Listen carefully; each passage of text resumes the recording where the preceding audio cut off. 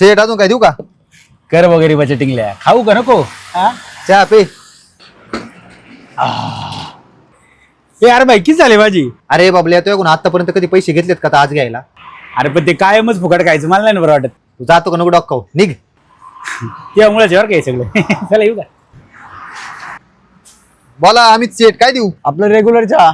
Okay. अरे दादा तुझा मित्र भेटला होता तुझ्याबद्दल सांगत होता मला. कोण रे? बापल्या दादा.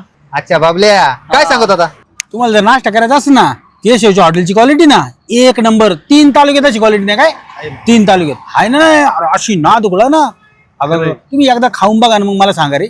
अरे मग बाबल्या बोलणारच ना. बाबल्या मी बालवाडी पासून मित्र आहे. बाबल्या काय रे काय लय टेन्शन मध्ये आहे. काय सांगू आता तुला? अरे पण झालं काय? अरे जरा अर्जंट 10,000ची गरज होती देतो का? अरे बाबल्या तुला तर माहिती आहे शेजारी आपलं हॉटेलचं काम चालू आहे. मी 20-25 लाख रुपये कर्ज काढले. खरंच नाही रे नाही तर तुला दिला असतं मी. बघ ना जरा काय ऍडजस्ट झाले तर. कसे ऍडजस्ट होणार आहे माझ्यावर मोकार कर्ज झाले. ठीक आहे जाऊ दे. ए केशव इकडे ना. काय रे काय आला अमित? अरे काय तुझा मित्र तो बाबल्या त्याला मी आतापर्यंत एवढं चांगलं समजलं. तो तुझ्याबद्दल लय वाईट वाईट बोलत होता. अरे ते केश हॉटेलला काय पाहिजे सर काय क्वालिटी राहिली का? पार बत्ताड हॉटेल ती. आणि तुला सांगतो 20-25 लाख रुपयाचं कर्ज करायचं म्हणतोय आणि नवीन हॉटेल टाकायचंय. तू मला सांग 20-25 लाखाचं कर्ज केलं हे बिकायला लागेल? हा पण तो मित्र होता ना. मित्र काय नाही नॉर्मल ओळख होती माझी. अशी भांगर थडकला मित्र असतात का आपले?